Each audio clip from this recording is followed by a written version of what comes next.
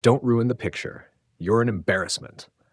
My son-in-law's words hung in the air as his parents and sister erupted in laughter. The laughter that followed wasn't the worst part.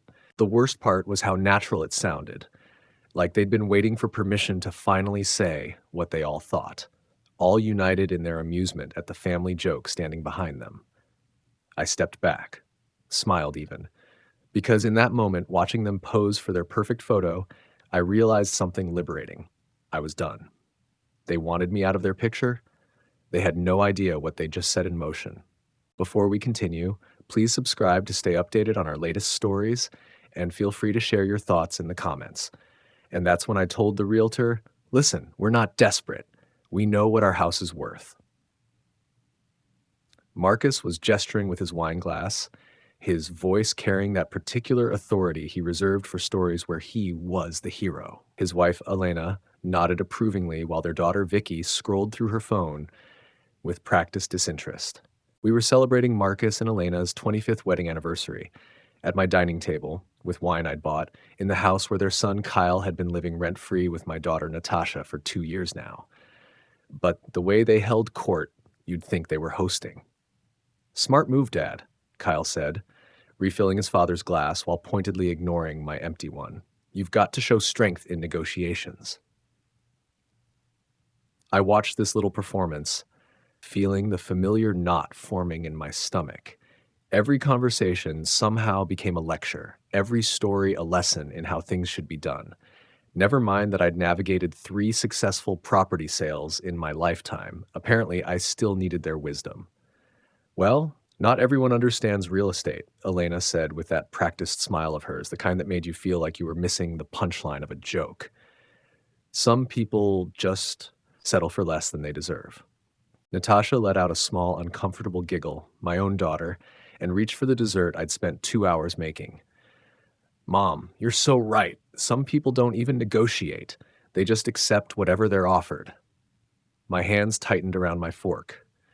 The way she said some people, like I wasn't sitting right there. Like the mortgage payments I'd made on this house for 15 years were invisible. Like the reason they could afford to be so particular about real estate wasn't sitting at the head of the table, quietly swallowing their condescension. Speaking of accepting things, Vicky said without looking up from her phone, didn't you just take whatever salary they offered at your last job change, Dennis? She finally glanced at me, eyebrows raised in mock concern. I heard Kyle mention something about that. The table went quiet for half a second, that particular silence that falls when someone has crossed a line, but everyone wants to see how it plays out. That was different circumstances, I said carefully, my voice steadier than I felt. I looked at Kyle, wondering when my employment history had become dinner conversation between him and his sister. Different how? Marcus leaned forward, suddenly interested. I mean, in my experience, a man who doesn't negotiate his worth usually doesn't value himself properly. Elena made a soft sound of agreement. It's all about confidence, isn't it? Knowing what you bring to the table. What I bring to the table, I repeated slowly, looking around at the faces surrounding my table, eating my food in my house.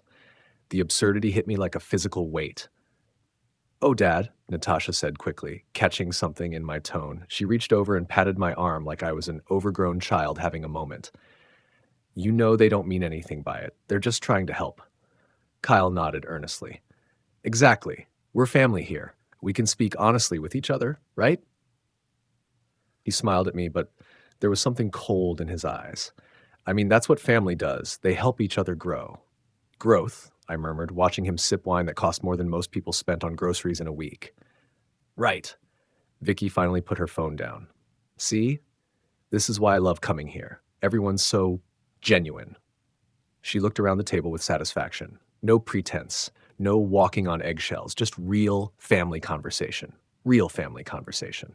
As if the past hour of subtle digs and backhanded advice was some kind of gift they were giving me.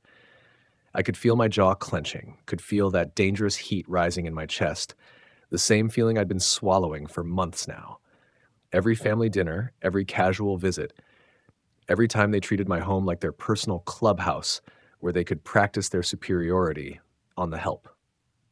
You know what? Natasha said suddenly, standing up with a bright smile that looked forced even to me. The evening's getting late, and we haven't taken any pictures together. Mom and Dad's anniversary deserves some documentation, don't you think? She moved toward the living room, calling over her shoulder. Come on, everyone. Let's get a nice family photo before you all head home. Perfect spot, Natasha said, gesturing toward the living room where the evening light filtered through my windows. Everyone gathered around the couch. They moved with practiced ease, arranging themselves like they'd done this 100 times before. Marcus and Elena took the center spots on my leather sofa, Kyle and Natasha flanking them, while Vicky perched on the armrest with the casual confidence of someone who'd never questioned their place in any picture. I approached the group, but as I moved to stand behind the couch, Kyle stepped sideways, effectively blocking my path. Actually, Dad, Natasha said quickly, maybe you could stand over there? The light's better. I looked where she was pointing, several feet away from the tight family cluster they'd formed, far enough that I'd barely be in the frame. Over there? I repeated, not moving. But I'll barely be in the picture from that distance. It's just for the composition, Ovishai, Kyle said, his voice carrying that practiced patience he used when explaining things to people he considered slow. Trust me, it'll look better. I stayed put. Actually, I think I'll fit just fine right here. I moved to fill the gap behind Marcus and Elena, placing my hands on the back of the couch, my couch, in my living room. Kyle's jaw tightened visibly. Look, we're trying to get a good shot here. And I'm trying to be in it, I said evenly. Seems like we want the same thing. Do we? Kyle's voice had an edge now, because you're making this really difficult. The room went quiet. Even Vicky lowered her phone. I'm making it difficult, I asked, genuinely puzzled. I'm just standing in my own living room. Kyle's face was flushing now. Look, we want to get a nice photo here, something we can actually be proud of. Maybe it would be better if it was just, people who've actually accomplished something, built something meaningful. His voice was getting louder, more agitated. Not someone who just exists. Don't ruin the picture. You're an embarrassment. The silence that followed was deafening. Then Marcus let out an uncomfortable chuckle. Elena followed with a nervous laugh. Vicky giggled behind her phone, and even Natasha managed a small, strained laugh. Oh, come on, Dad, Natasha said quickly. Kyle's just joking around. You know how he is. Kyle forced a grin, but his eyes remained cold. Yeah, just kidding, Dennis. Don't be so sensitive. I stepped back, smiled, and watched them take their perfect photo. Something inside me had gone very quiet. Not hurt, not anger, but something much colder. And for the first time in years, I decided not to push that feeling down. Click. Beautiful, I said as they examined the result on Vicky's phone. You all look so comfortable. Speaking of comfortable, Kyle, how's the job search going? It's been, 6 months now since you left your last position. Kyle's head snapped up. It's been 3 months, and I'm being selective. Selective, of course, I nodded thoughtfully. That must be nice, having the luxury to be selective, especially with rent prices these days. What are comparable places in this neighborhood going for now? Just curious. The room temperature seemed to drop a few degrees. Natasha shot me a warning look, but I wasn't done. And Marcus, how did that big real estate deal work out? The one you were so confident about at Christmas dinner? You were quite certain it would close by February. Marcus's face had gone pale. That deal, there were complications. Market conditions changed. Ah, complications. I sat down in my recliner, the one Marcus had been occupying all evening, and leaned back comfortably. Elena, didn't you mention at Easter that you were thinking of taking that cruise this fall? The Mediterranean one? That must be expensive. But I suppose with Marcus's real estate success... Dennis. Elena's voice was tight. I don't think... Oh, and Vicky, I continued, my voice growing warmer, more interested. How's that graphic design business going?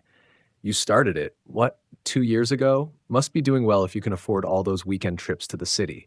Instagram makes it look like you're living quite the life. Vicky's phone had gone completely still in her hands. It's building. These things take time. Of course they do, I agreed readily. Building a business is hard work, especially when you're competing with established firms, but I'm sure your parents are proud, supporting your dreams like that. It's wonderful when family can help family, isn't it? The The silence that followed was deafening. 5 pairs of eyes stared at me with expressions ranging from confusion to dawning horror. They were starting to understand that something had shifted, but they couldn't quite put their finger on what. "Well," Marcus said finally, his voice artificially bright, "it's getting late. We should probably head home." "So soon?" I asked, sounding genuinely disappointed, but we were having such a nice conversation. I feel like we never really talk anymore, about real things, how everyone's actually doing. "We should go," Elena said quickly, already reaching for her purse. "Thank you for dinner, Dennis. It was lovely." They gathered their things with unusual haste. The easy comfort they'd displayed all evening completely evaporated. Kyle avoided my eyes entirely while Natasha looked between us with growing panic. "Drive safe," I called from my front door, watching them hurry to their car like they were escaping something. "And Marcus, good luck with that next deal. I'm sure this one will work out better." As their taillights disappeared down my street, I felt Natasha's presence behind me. "Dad," she said quietly. "What was that about?" I closed the door and turned to face my daughter, this woman who'd giggled at my expense an hour earlier but was now looking at me with something that might have been respect or fear. At this point, I wasn't sure there was much difference. What about?" I asked innocently. "I was just making conversation. Isn't that what families do?" "Dad," Natasha said, crossing her arms. Her voice carried that particular tone I remembered from her teenage years, the one she used when she was preparing to lecture me about my shortcomings. "What was that about?" Kyle had positioned himself slightly behind my daughter, his arms crossed in mirror image of hers, a united front in my own hallway. What about?" I asked, genuinely curious to see how they'd spin this. "The interrogation," Natasha said, her voice rising slightly. "All those questions about jobs and money and, God, Dad, you made everyone so uncomfortable. Kyle's parents were mortified." I nodded thoughtfully. "Ah, I see. So asking about someone's well-being is now considered interrogation?" "That wasn't asking about well-being," Kyle interjected, finally finding his voice again. "That was you being passive-aggressive because you got your feelings hurt over a stupid photo arrangement." "A photo arrangement," I repeated slowly. "Is that what we're calling it?" Natasha stepped closer, her expression softening in that calculated way she'd perfected over the years. "Look, Dad, I know Kyle came across a bit harsh earlier, but you have to understand, we were just trying to get good lighting. You're being way too sensitive about this." "Sensitive." I let the word hang in the air between us. So when your husband tells me I'm an embarrassment who should stay out of family photos because I haven't accomplished anything meaningful, I'm being sensitive for having a reaction to that." Kyle's face flushed again. "I was stressed, okay? You were being difficult about the photo, and I lost my temper for a second, but then we all laughed it off. It was just a joke." "A joke," I said. "Right. The kind of joke where everyone laughs except the punchline." "Oh, come on," Natasha said, throwing her hands up in exasperation. "This is exactly what Kyle meant. You always make everything about you. We ask you to step back a little for better composition, and suddenly it's this huge personal attack. Do you hear yourself?" I looked at my daughter, really looked at her, and saw a stranger wearing a face I'd loved for 28 years. When had she become someone who could stand in my living room and tell me that humiliation was my fault for feeling humiliated? "You know what, Natasha?" I said quietly. "You're absolutely right. I do make everything about me. This house, about me. The mortgage payments, about me. The food in your refrigerator, the electricity keeping your lights on, the car insurance on that Honda you drive, all about me." Kyle shifted uncomfortably. "Dennis, look, maybe we should all just calm down." "I am calm," I interrupted, my voice still level. "In fact, I'm clearer than I've been in years. You want to know what I realized tonight? I've been making everything about me, and that's been the problem. I've been carrying the weight while you two have been living the life." Natasha's expression was shifting from annoyance to something that looked almost like panic. "Dad, what are you saying?" "I'm saying maybe it's time for you both to start making things about you for a change." I moved toward the stairs, then paused with my hand on the banister. "You're both adults. You've been married for 2 years. Maybe it's time to start acting like it." "Acting like what?" Kyle demanded, his voice cracking slightly. I turned back to them, and for the first time in months, I felt completely at peace. Acting like people who pay their own rent, who buy their own groceries, who don't need daddy to subsidize their perfect little life while they decide whether he's worthy of being in their pictures. The color drained from both their faces. "You're kicking us out?" Natasha's voice was small, childlike. "Over a photo?" "I'm not kicking you out over a photo," I said calmly. "I'm suggesting you might be ready to spread your wings. Isn't that what successful, accomplished people do? Build their own meaningful lives?" Kyle found his voice again, though it was shakier than before. "Dennis, come on. You know we can't afford. I mean, the job market is tough right now, and with everything." "With everything what?" I asked pleasantly. "With everything you've accomplished? All those meaningful things you've built? Surely that should make finding a place easy." Natasha moved toward me, her eyes beginning to shine with unshed tears. "Dad, please. This is our home. We love living here with you. We're family." "Family," I repeated, tasting the word. "Yes, well, family should probably treat each other with respect, you think? Family probably shouldn't be embarrassed to have each other in photographs." I started up the stairs, then stopped again. "Tell you what, take the weekend to think about it. Monday morning, we can sit down and discuss a timeline that works for everyone. Fair enough?" I didn't wait for their answer. As I climbed the stairs to my bedrooms, I could hear urgent whispers starting below, the sound of people who had just realized the ground beneath their feet wasn't as solid as they'd thought. For the first time in 2 years, I was looking forward to Monday morning. Saturday morning, I woke to the unusual sound of activity in my kitchen. The smell of bacon drifted upstairs. Real bacon, not the turkey substitute Natasha usually bought with my grocery money. When I came downstairs, I found them both bustling around like they were auditioning for a commercial about happy families. "Good morning, Dad." Natasha beamed, sliding a plate of perfectly arranged Eggs Benedict toward me.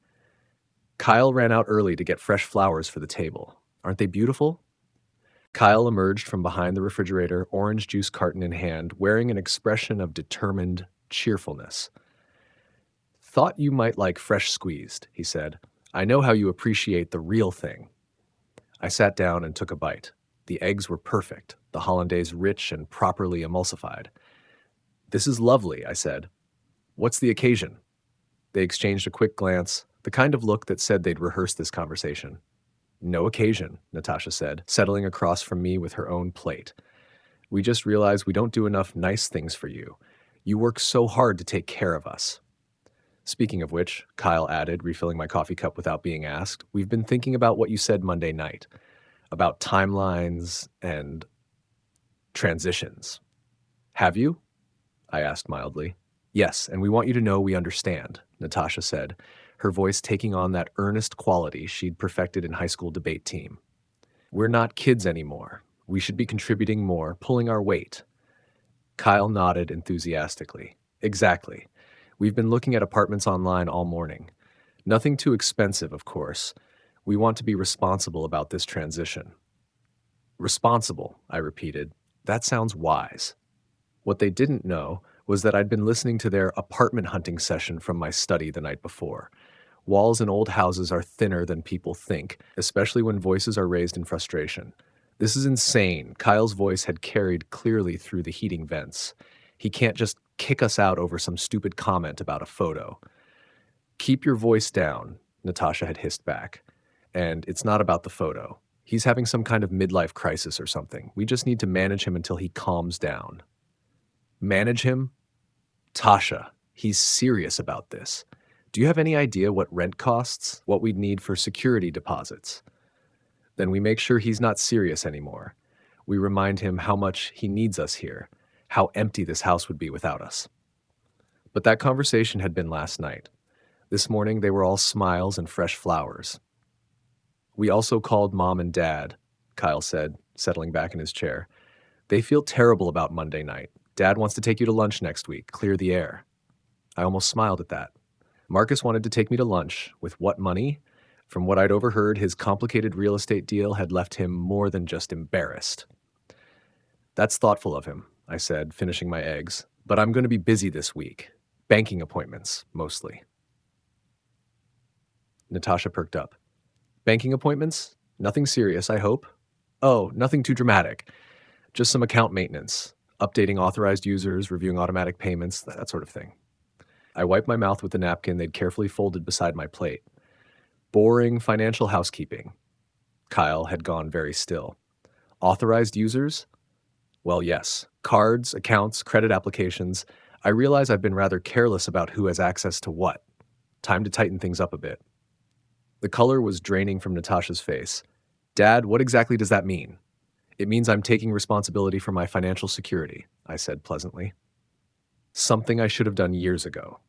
I stood and carried my plate to the sink, noting how quiet the kitchen had suddenly become. Thank you for breakfast. It was delicious. I'll be in my study if you need me. As I climbed the stairs, I could hear urgent whispers starting below, the same tone they'd used the night before, but more desperate now. By Monday afternoon, their performance had become almost frantic. Natasha had cleaned the house twice. Kyle had washed my car without being asked, and they'd prepared elaborate meals they couldn't afford. But I'd also watched Kyle's face when his credit card was declined at the gas station, an expression of dawning realization that the safety net was gone. It was Tuesday evening when Kyle's phone rang. I was reading in the living room when I heard his voice from the kitchen, tight with panic. What do you mean the loan application was withdrawn? I never. A pause. Unauthorized, but I'm the primary. Another pause, longer this time. I see. Yes, I understand. When he appeared in the doorway, his face was pale and his hands were shaking slightly. We need to talk, he said. Of course, I replied, not looking up from my book. What's on your mind? You know exactly what's on my mind. His voice was strained, the cheerful pretense finally cracking. The cards, the co-signing, all of it. What the hell are you doing? I'm doing what you suggested, I said calmly, turning a page. I'm letting you be adults who handle their own financial obligations. This is insane! Kyle exploded, his composure finally shattering completely. You can't just cut us off like this. We have responsibilities, commitments. Natasha appeared behind him, her eyes red-rimmed. Dad, please. We can't afford, we don't have enough saved for. For what? I asked, finally looking up. For the deposits on your own apartment? For your own grocery bills? Your own car insurance? I thought you'd built something meaningful. Accomplished something. Kyle's face was scarlet now. You're enjoying this, aren't you? You sick old man, you're actually enjoying watching us panic. No, I said quietly, closing my book and standing. I'm not enjoying it, but I'm not stopping it either. You wanted me out of your picture, Kyle. This is me stepping back. Fine, he snarled, grabbing Natasha's arm. Fine, come on, Tasha, we don't need this. We don't need him. Kyle, wait. Natasha started, but he was already pulling her toward the stairs. Pack whatever fits in the car, he called over his shoulder. We're done here. 20 minutes later, I watched from my front window as they loaded hastily packed bags into Natasha's Honda. Kyle slammed the trunk hard enough to rattle the neighbor's windows, while Natasha stood by the passenger door, looking back at the house, at me, with an expression I couldn't quite read.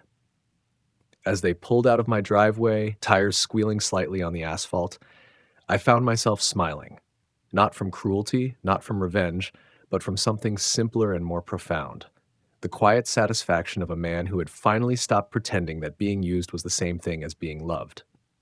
The house felt different already, lighter somehow, like a weight I hadn't realized I was carrying had suddenly lifted. For the first time in 2 years, I was alone in my own home, and it felt perfect. 4 days, that's how long their independence lasted. I was in my study Thursday evening, enjoying the kind of quiet that comes when you don't have to listen for passive-aggressive sighs or whispered complaints through the walls, when I heard car doors slamming in my driveway. Not one car, two. Through my window, I watched an interesting procession unfold. Kyle and Natasha climbed out of her Honda, both looking like they hadn't slept well in days. Behind them, Marcus and Elena emerged from their sedan, Marcus carrying what looked like a bottle of expensive wine, the kind people bring when they need serious favors. They stood in my driveway for a moment, having what appeared to be a heated discussion. I couldn't hear the words, but the body language was clear enough. Marcus pointing at my front door, Kyle shaking his head, Natasha looking between them with growing panic. Finally, Elena seemed to settle the matter with a sharp gesture toward the house. My doorbell rang exactly 30 seconds later. "Dennis!" Marcus's voice boomed with forced cheer when I opened the door. "Hope we're not intruding. We were just in the neighborhood and thought we'd drop by." Behind him, Kyle and Natasha looked like refugees from their own lives. Natasha's usually perfect hair was pulled back in a messy ponytail, and Kyle's shirt was wrinkled in a way that suggested it had been slept in. They avoided my eyes entirely. "Of course," I said, stepping aside. "Come in." They filed into my living room with the awkward energy of people who weren't sure of their welcome. Marcus made a show of looking around appreciatively, as if seeing the place for the first time. "Beautiful house," he said. "Really, Dennis, you've got something special here." "Thank you," I replied, settling into my recliner. "What brings you by?" The silence that followed was deafening. Kyle and Natasha exchanged glances, neither wanting to be the first to speak. Finally, Elena cleared her throat. "Well, we wanted to check on the kids," she said carefully. "See how they're settling into their new arrangement." I looked at Kyle and Natasha, noting the dark circles under their eyes, the way they sat perched on the edge of the couch like they were ready to flee at any moment. "How are you settling in?" I asked them directly. Kyle's jaw worked for a moment before he found his voice. We're managing." "Managing," I repeated. "That's good to hear. Where are you staying?" Another silence. This one longer. "They've been with us," Marcus said finally, his tone carefully neutral.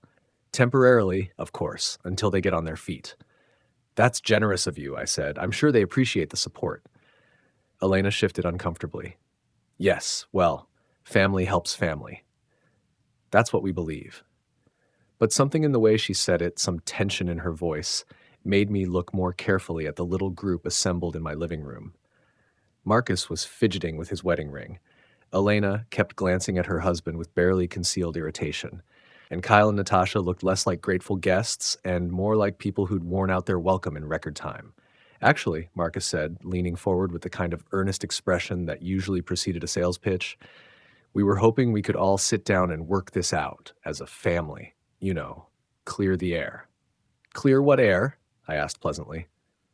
"Well," Marcus glanced at Elena, who nodded encouragingly. "The thing is, Dennis, we feel like maybe things got a little out of hand the other night. Tempers flared, words were said. It happens in families." "It does," I agreed. "And we think," Elena continued, "that maybe we could find a solution that works for everyone. The kids miss living here, obviously. This is their home." Kyle finally spoke up, his voice barely above a whisper. "We were hoping, if you'd be willing to consider, maybe we could work out some kind of arrangement. Ground rules, responsibilities, whatever you think is fair." I studied their faces, these 3 generations who had driven to my house to negotiate my forgiveness. Natasha looked miserable, Kyle looked desperate, and Marcus and Elena looked like people who were about to ask for something they didn't want to ask for. "That's an interesting proposal," I said. "But before we discuss arrangements, I'm curious about something. Marcus, didn't you say your house was better suited for entertaining? Plenty of space for family." The color drained from Marcus's face. "Well, yes, but so I'm wondering why 4 adults would have trouble finding space in a 4-bedroom colonial, unless—" I let the pause stretch out. "Unless there's something you haven't mentioned." Elena's composure finally cracked. "It's temporary," she said quickly. "Just a small cash flow issue. The real estate market has been challenging." "Cash flow issue," I repeated thoughtfully. "How challenging?" Marcus's carefully maintained facade was crumbling before my eyes. "Look, Dennis, the truth is, we're in a bit of a tight spot. That deal I mentioned, it didn't just fall through. We lost our deposit, a significant deposit." "How significant?" "Significant enough that we might lose the house." His voice dropped to barely audible.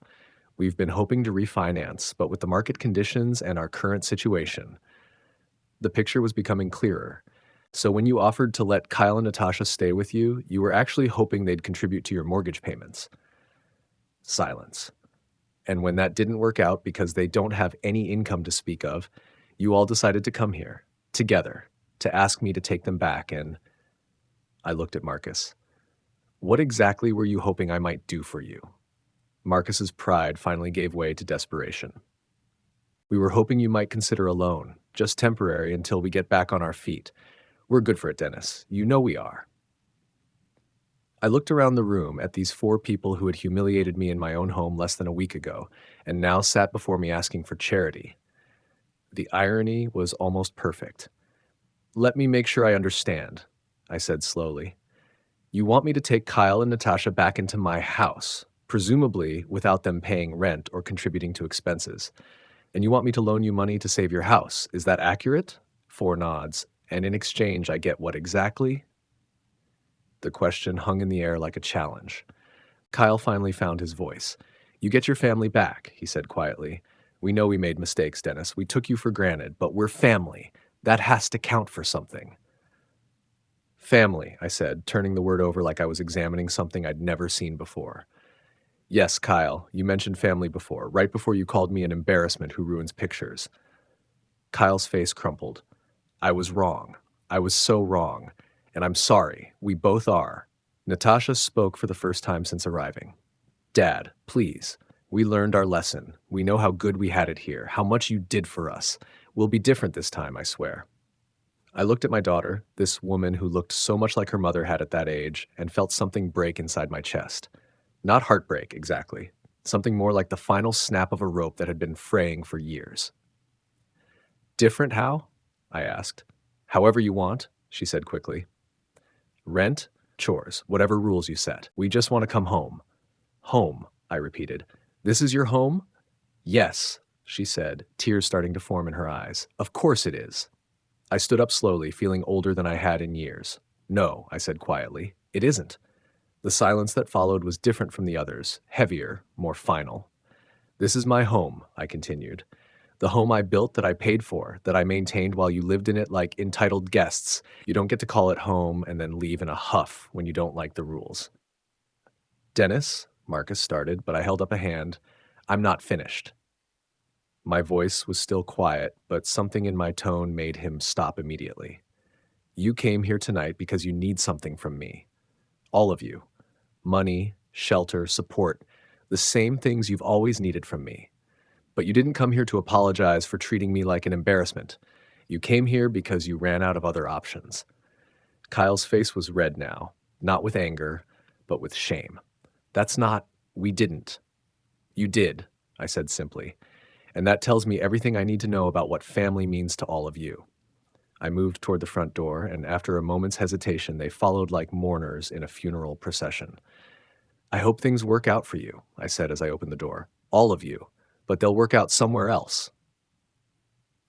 Marcus was the first to step toward the threshold, but then he stopped abruptly and turned back to face me.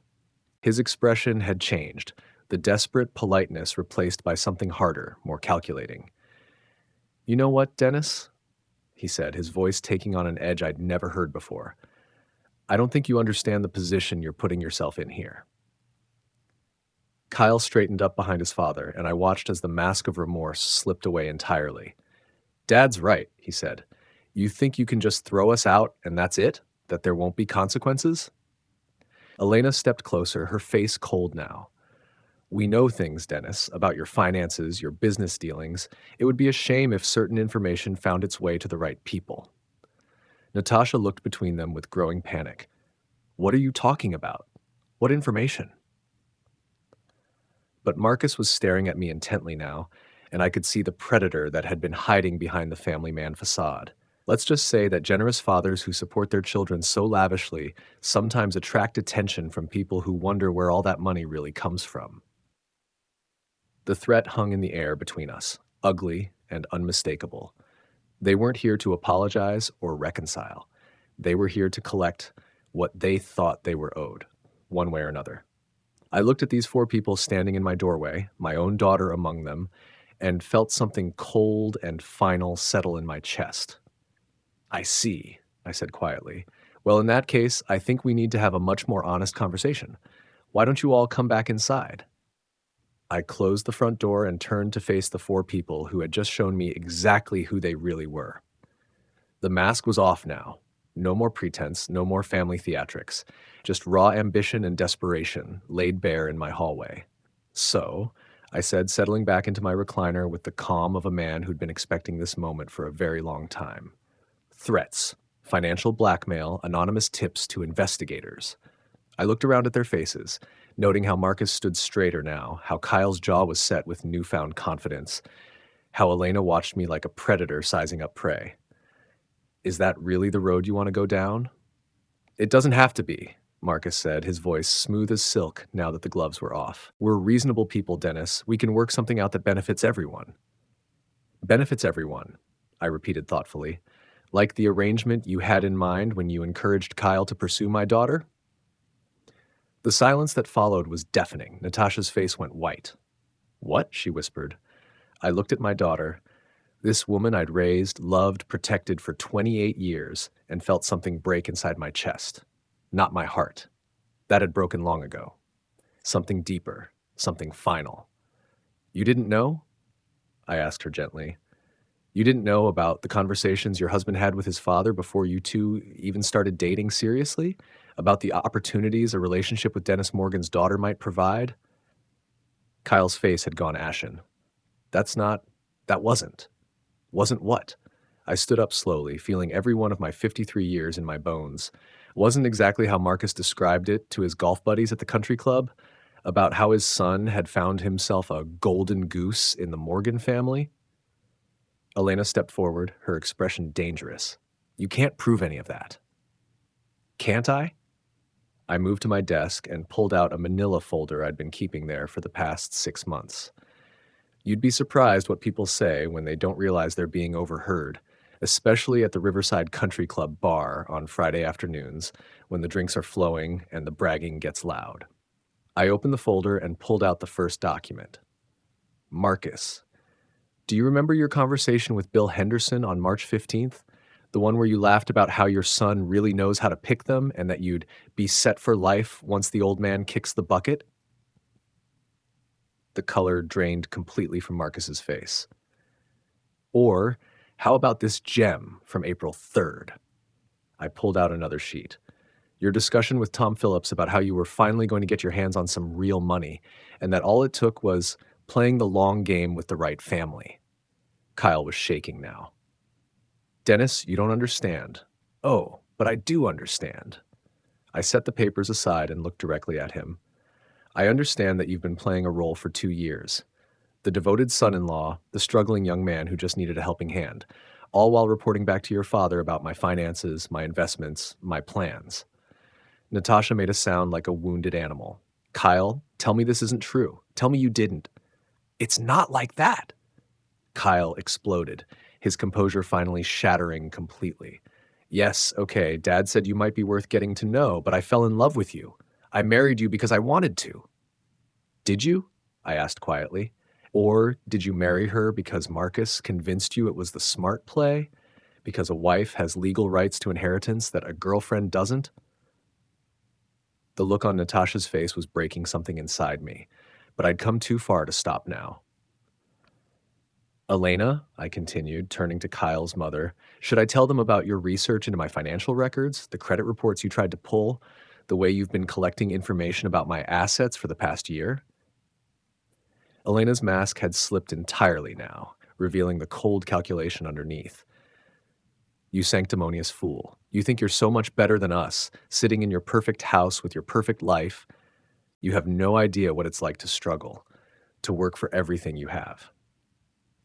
Don't I? I asked. Is that what you told yourself when you started planning to take it all away from me? I pulled out the final document from my folder, the one I'd been hoping I'd never have to use. Elena, should I tell them about your research into my financial records? The credit reports you tried to pull? The way you've been collecting information about my assets for the past year? Or how about the photos your daughter took of documents in my study during family visits? The silence in the room was absolute. 4 people stared at me like I'd just performed magic, but it wasn't magic. It was just patience, planning, and the kind of methodical documentation that comes from years of building and protecting a business. You see, I continued, settling back in my chair, I've known about your little family project for quite some time. The late-night phone calls between Kyle and Marcus, the casual questions about my investments, the sudden interest in family photos and gatherings, always with your daughter positioned to get good shots of my study, my desk, my filing cabinets. Kyle was backing toward the door now, dragging Natasha with him. You're insane. You're paranoid, and I'm thorough, I corrected. And I'm patient. I wanted to see how far you'd all go, how long you'd keep up the charade, whether any of you, I looked directly at Natasha, whether any of you actually cared about me as anything more than a meal ticket. Dad, Natasha whispered, tears streaming down her face now. Dad, I didn't know. I swear I didn't know about any of this. I studied her face, this woman who'd laughed at me being called an embarrassment, who'd giggled at her husband's jokes about my worth, who'd spent 2 years treating my home like her personal hotel while her in-laws plotted to take everything I'd worked for. Maybe you didn't know the details, I said quietly, but you knew something, didn't you? You knew Kyle was different around his family when they talked about money. You knew they were unusually interested in my business affairs. You knew, and you chose not to ask questions because ignorance was more comfortable than truth. Her face crumpled, and I knew I'd hit the mark. Marcus made one final attempt to regain control. This is all very dramatic, Dennis, but it doesn't change your situation. You still need family. You still need people who care about you, and we're still the only family you have. I stood up slowly, feeling something that had been coiled tight in my chest for years finally release. No, I said quietly, you're not. I walked to the front door and opened it wide. You're thieves. You're manipulators. You're people who saw a lonely widower and decided he'd make a perfect mark for a long con. I looked at each of them in turn. But you're not family. Family doesn't plot to rob each other. Family doesn't marry for inheritance rights. Family doesn't threaten financial blackmail when their schemes fall apart. Kyle's face was purple with rage now. You'll regret this, you miserable old fool. We'll make sure you regret this. I'm sure you'll try, I agreed. But here's the thing about having documentation of criminal conspiracy. It tends to make people reconsider their threats pretty quickly. Elena grabbed her son's arm. We're leaving. Now. But Marcus wasn't done. This isn't over, Dennis. You think you've won something here, but all you've done is guarantee you'll die alone in this house with no one who gives a damn about you. I watched them file toward the door. These people who'd spent years of their lives trying to steal mine, and felt something I hadn't experienced since my wife died. Complete, perfect peace. You're wrong about one thing, Marcus, I called after them.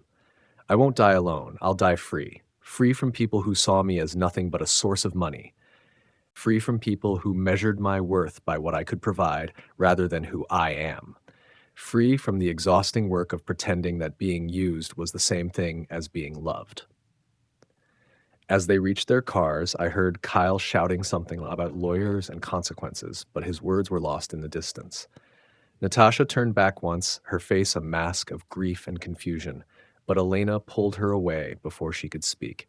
I watched their taillights disappear down my street for what I knew would be the final time, and closed the door on the longest con game anyone had ever tried to run on me. The house was quiet, but this time the silence didn't feel empty. It felt like freedom. If you enjoyed this story, remember to like this video, subscribe to the channel, and share your thoughts in the comments. And when you're ready for the next story, just click the box on the left. Thanks for watching.